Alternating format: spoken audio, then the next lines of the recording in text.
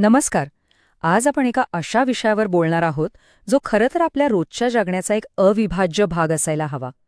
खऱ्या अर्थाने औषध कशाला म्हणतात. बऱ्याचदा औषध म्हटलं की आपल्या डोळ्यांसमोर गोळ्या आणि औषधांच्या बाटल्या येतात.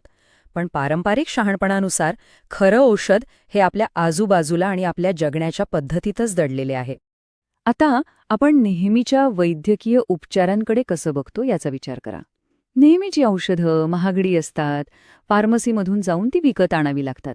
पण जरा कल्पना करा, आपली जीवनशैलीच जर औषध बनली तर? ही औषधं पूर्णपणे विनामूल्य आहेत आणि ती दुसरं तिसरं कुठे नसून आपल्या दैनंदिन सवयींमध्येच चोहोबाजूनी उपलब्ध आहेत.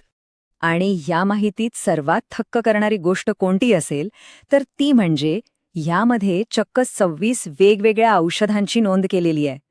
हो, तब्बल 26. आणि ही पूर्णपणे मोफत असलेली औषधं कुठे लांबून आणायची नाही आहेत, तर ते एका सामान्य माणसाच्या दैनंदिन दिनचर्येत आधीपासूनच आहेत. फक्त गरज आहे ती त्यांना औषध म्हणून ओळखण्याची.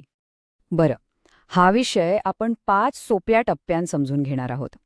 आधी ही मोफत औषधं काय आहेत ते पाहू, मग शरीरासाठीची नैसर्गिक औषधं, त्यानंतर मन आणि भावनांचं आरोग्य, मग आपले नातेसंबंध आणि शेवटी निसर्गाची भूमिका. तर सुरुवात करूया आपल्या पहिल्या टप्प्यापासून. ही विनामूल्य औषधं शोधायची तरी कुठे? मुळात आरोग्य ही अशी कोणतीच गोष्ट नाही जी आपण बाहेरून मिळवू शकतो. आपली जीवनशैली हेच खऱ्या अर्थाने औषध आहे. आपल्या रोजच्या सवयींमध्ये थोडेसे बदल करून आपल्या आजूबाजूला असणाऱ्या पूर्णपणे मोफत आणि नैसर्गिक अशा उपचार पद्धतींचा जाणीवपूर्वक उपयोग करणं हीच या सगळ्यामागची मुख्य संकल्पना आहे. चला आता दुसऱ्या टप्प्याकडे वळूया. शरीरासाठी असलेली नैसर्गिक औषधं. हे वाचल्यावर खरंच आश्चर्य वाटतं. म्हणजे पहा ना, अगदी रोजच्या साध्या कृतींना थेट वैद्यकीय उपचारांचा दर्जा दिला गेला आहे. लवकर झोपणे आणि लवकर उठणे या साध्या सवयीला या माहितीमध्ये चक्क औषध म्हटलंय. त्यासोबतच योग, प्राणायाम, व्यायाम, अगदी सकाळ संध्याकाळचा फेरफटका आणि अंगावर कोवळे ऊन घेणे हे सगळं म्हणजे एक प्रकारची नैसर्गिक ट्रीटमेंटच आहे. आता जेवणाबद्दल बोलायचं झालं तर इथे एक अतिशय सोपी 3 टप्प्यांची पद्धत सांगितली आहे. पहिली गोष्ट म्हणजे प्रत्येक खास विचारपूर्वक आणि चांगला चावून खाणं. दुसरं, पाणी योग्य पद्धतीने पिणं.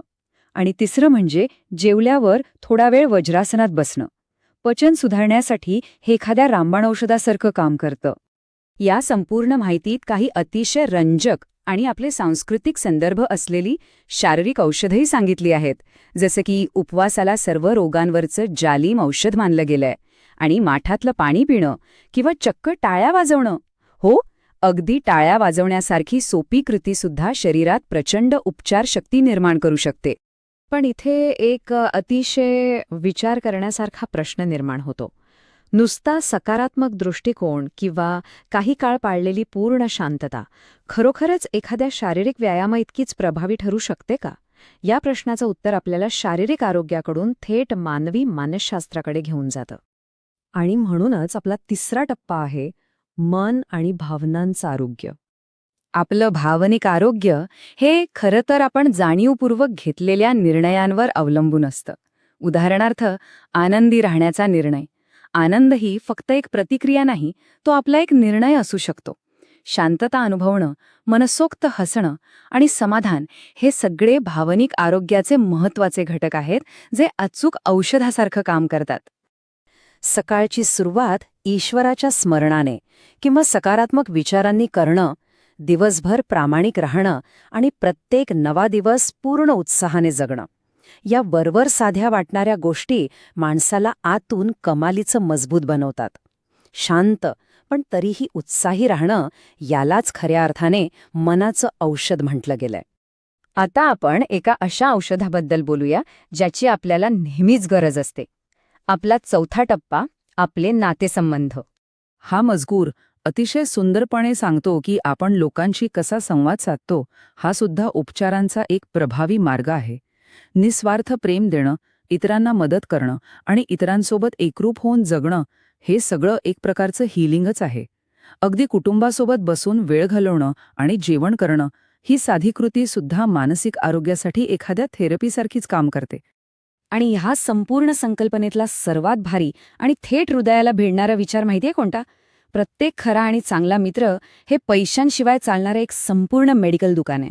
मैत्री आणि नातेसंबंध आपल्या आयुष्यात किती मोलाचे आहेत हे या एका अप्रतिम उपमेतून अगदी अचूकपणे समजतं. आता आपण आलो आहोत शेवटच्या 5व्या टप्प्यावर, निसर्गाशी आपली समरसता. या सगळ्याचा निष्कर्ष काय? तर निसर्गाची ताकद आणि महानता समजून घेणं हेच खरं आणि सर्वात मोठं औषध आहे. आणि फक्त स्वतःपुरतं हे ज्ञान न ठेवता ही माहिती इतरांना सांगण्यात, हा चांगुलपणा वाटण्यात जो आनंद मिळतो ना, तो आनंद म्हणजेच परिपूर्ण आरोग्य. तर या माहितीपूर्ण सत्राच्या शेवटी आपण एका गोष्टीवर नक्कीच विचार करायला हवा. जर तब्बल 26 पूर्णपणे मोफत आणि जीवन बदलून टाकणारी औषधं आपल्याच रोजच्या दिनचर्येत आधीपासूनच दडलेली असतील, तर आजपासून आपण कोणती नवीन सवय आत्मसात करणार आहोत याचा नक्की विचार करा. कारण एक निरोगी आणि नैसर्गिक जीवन जगणं आता आपल्याच हातात आहे.